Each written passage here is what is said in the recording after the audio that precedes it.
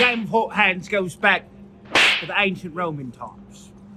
It was the way in which the soldiers would test each other's skill. If you didn't pass, you couldn't go to war. Because you couldn't trust a man without quick reflexes.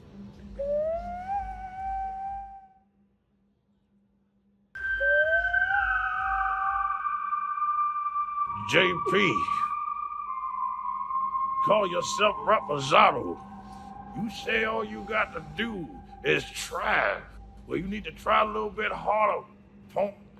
You talk about your rich man trying, but your rich man dying. Some one of the baddest cats around that you ever seen in your life. Now the game of hot hand is carried forth into the streets of various neighborhoods around the world. And here with us are two champions of the game, Jimmy James and JP.